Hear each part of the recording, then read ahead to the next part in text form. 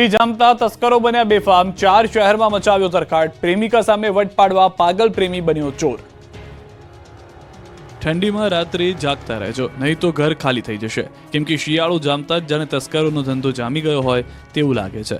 સુરતથી લઈ અમદાવાદ સુધી તસ્કરો બેફામ બન્યા છે। સુરતમાં તો હવે મંદિરને પણ તસ્કરો છોડતા નથી। ઓલપાડના કુડસર ગામે તસ્કરે એક મંદિરને નિશાન બનાવ્યું। સમૂહ વસાહત ખાતે આવેલ શિવ મંદિરમાં ચોરી કરી હતી। મંદિરમાં પ્રવેશી દાનપેટી તોડી રોકડની ચોરી કરી। 3 મહિના અગાઉ પણ આ જ મંદિરમાં ચોરી થઈ હતી। તો સુરત પોલીસે એક એવા ચોરની ધરપકડ કરી જે પોતાની પ્રેમિકાનું ભરણ પોષણ કરવા ચોરીના રવાડે ચડ્યો। ચોરીના ગુનામાં પોલીસે 3 ગેંગના કુલ 9 શખ્સોની ધરપકડ કરી। આરોપીઓ પૈકી કિશોર અમદાવાદથી પરિણીતાને ભાગાડી સુરત લાવ્યો હતો। આર્થિક સંકળામણ હોવાથી ગુજરાન ચલાવવું મુશ્કેલ બનતા તેણે વાહનોની ચોરી શરૂ કરી। પોલીસ તપાસમાં સામે આવ્યું કે સુરતમાં પાંડેસરા, અલથાણ, ઉધના, સરથાણા અને મહારાષ્ટ્રમાં ફરિયાદ નોંધાયેલી છે। 3 ગેંગના સભ્યો સાથે મળીને ચોરીની ઘટનાને અંજામ આપતા હોવાનો ખુલાસો થયો છે। આ તરફ મહેસાણામાં દરગાહમાંથી દાનપેટીની ચોરી થઈ। મહેસાણાના દિતિયાસન ગામ વિસ્તારની દરગાહમાંથી તસ્કરો ઉઠાવી ગયા દાનપેટીમાંથી અંદાજે 20,000 રોકડની ચોરી થઈ। 2 અજાણ્યા શખ્સો વિરુદ્ધ નોંધાઈ ફરિયાદ।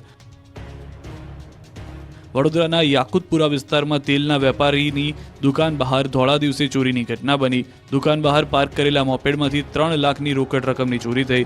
વેપારીની નજર ચૂકવી ગઢિયો મોપેડની ડેકીમાંથી રોકડ લઈ ફરાર થઈ ગયો। અમદાવાદમાં તો ચોરોએ હદ પાર કરી નાખી। શિવરંજની 4 રસ્તા પાસેની મોતી પાર્ક સોસાયટીમાં ચોરી કરી। એક ઘરમાંથી 5 એસી, સીપીયુ અને કોપર પાઇપ કેબલની ચોરી કરી। ટેટ પાસ ઉમેદવારોએ ફરી ગાંધીનગર ગજવ્યું હતું। સૂત્રોચ્ચાર કરતા પોલીસે કરી હતી ટીંગાટોળી।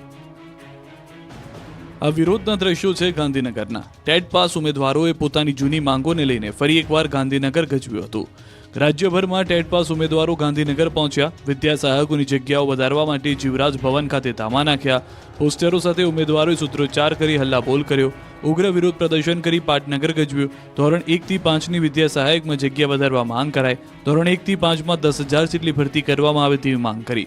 મામલો વધુ ઉગ્ર બનતા પોલીસ આવી ગઈ હતી। પોલીસ અને 30થી વધુ ઉમેદવારો વચ્ચે ચકમક થઈ હતી।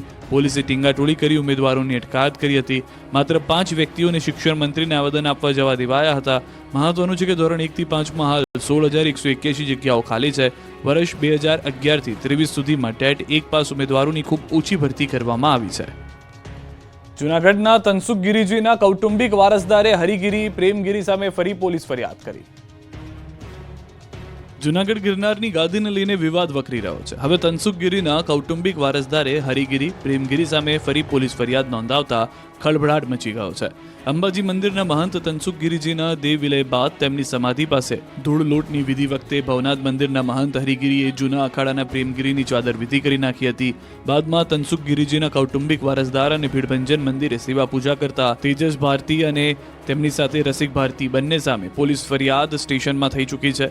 હવે અરજીમાં એવો આક્ષેપ કરાયો છે કે તેઓએ સમાધિ વખતે જો હુકમી અને અખાડાના મહંત તરીકે પદનો દુરુપયોગ કરી પોતાના કુટુંબીજનોને અને સેવકગણને ધાકધમકી આપી સમાધિની કાર્યવાહી કરાવી હતી।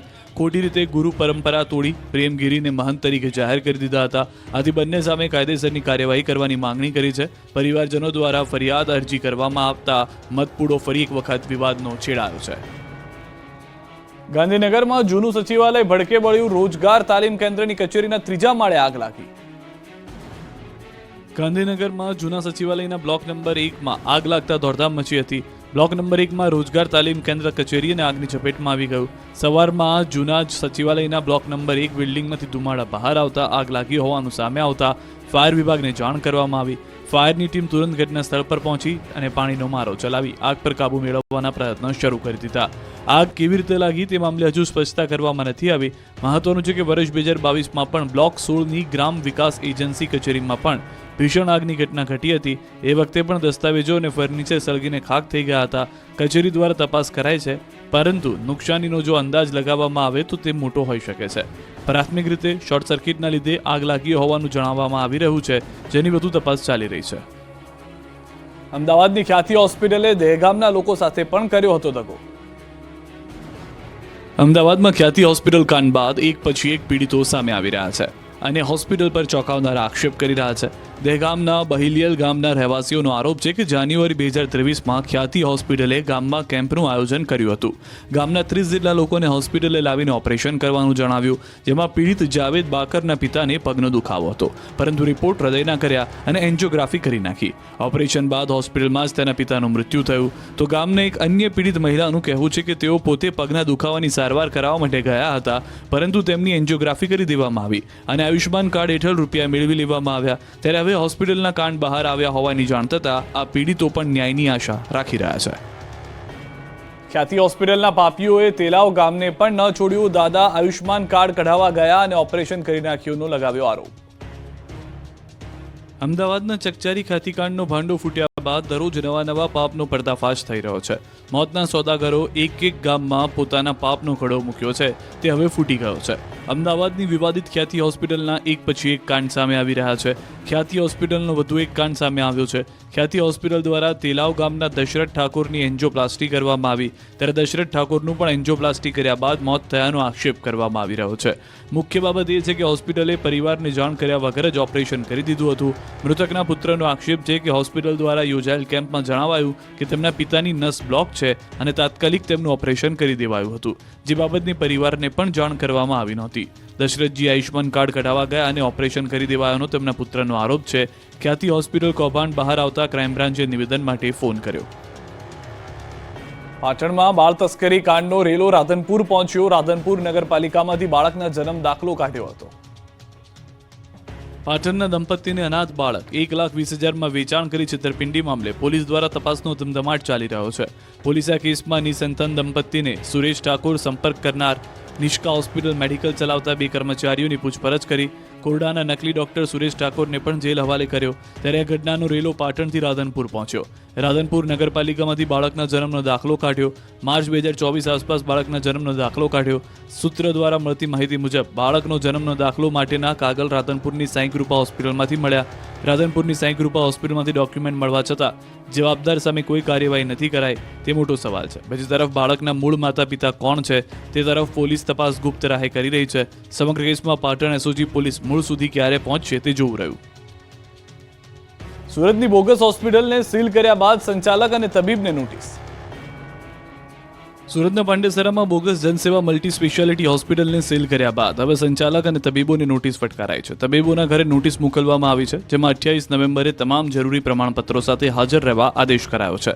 સંચાલક અને તબીબો પ્રમાણપત્રો હાજર નહીં કરી શકે તો જિલ્લા કલેક્ટરની અધ્યક્ષતામાં બનેલી કમિટી સમક્ષ રિપોર્ટ કરવામાં આવશે, જેનો રિપોર્ટ ગાંધીનગર સ્થિત આરોગ્ય અને પરિવાર કલ્યાણ વિભાગને કરવામાં આવશે. સ્ટેટ કક્ષાએ રિપોર્ટ આવ્યા બાદ પેનલ્ટી વસૂલાશે અને હોસ્પિટલને સંપૂર્ણ સીલ કરવાની કાર્યવાહી કરાશે. જિલ્લા આરોગ્ય અધિકારી મુજબ હોસ્પિટલને અગાઉ સીલ કરવામાં આવી છે અને નોટિસ પણ ચોંટાડવામાં આવી છે. હોસ્પિટલ પાસે fire NOC, hospital registration, Gujarat nursing council અને પેરામેડિકલ કાઉન્સિલ સહિતના તમામ પ્રમાણપત્રો હોવા જરૂરી છે, જેને રજૂ કરવા માટે હોસ્પિટલના સંચાલક અને તબીબોને એક તક આપવામાં આવી છે. ચકાસણીમાં ગંભીર બાબત મળી આવશે તો હોસ્પિટલની સંપૂર્ણ માન્યતા રદ કરવામાં આવશે. 3 દિવસ બાદ ગુજરાત બની જશે જમ્મુ કાશ્મીર. થરથર ધ્રુજશે ગુજરાત. ગુજરાતમાં ઠંડીનો પ્રકોપ દિવસે ને દિવસે વધી રહ્યો છે. મોટાભાગના શહેર કાતલ ઠંડીની ઝપેટમાં આવી ગયા છે. જમ્મુ કાશ્મીરમાં હિમવર્ષાના કારણે ગુજરાતમાં ઠંડીનું મોજું ફરી વળ્યું છે. ઠંડાગાર પવનો ફૂંકાઈ રહ્યા છે. મંગળવારે ગુજરાતનું નલિયા 13.4 ડિગ્રી સાથે સૌથી વધુ ઠંડુગાર રહ્યું, તો રાજકોટમાં 14.8 ડિગ્રી તાપમાન નોંધાયું. અન્ય શહેરોમાં પણ 15 થી 17 ડિગ્રી આસપાસ તાપમાન નોંધાતા લોકો ગરમ વસ્ત્રોમાં લપેટાતા નજરે પડ્યા. નવેમ્બર પૂરો થવા આવ્યો ત્યારે શિયાળાએ અસલી મિજાજ બતાવ્યો, એટલે હવે કાતલ ઠંડીનો ઓરિજિનલ રાઉન્ડ શરૂ થશે. હવામાન વિભાગની આગાહી મુજબ ગુજરાતમાં ઠંડી હવે ધ્રુજાવી દેશે. 3 દિવસ બાદ ગુજરાતના તાપમાનમાં ઘટાડો થશે. 3 દિવસ બાદ તાપમાનમાં 1 ડિગ્રીનો ફેરફાર થશે. વેસ્ટર્ન ડિસ્ટર્બન્સના કારણે 1 થી 2 ડિગ્રી તાપમાન ઘટી શકે. તાપમાન ઘટતા 3 દિવસ બાદ ઠંડીનો ચમકારો વધશે. હાલ પૂર્વીય પવનો ફૂંકાતા હવામાનમાં વધુ ફેરફાર થવાની શક્યતા નહિવત છે.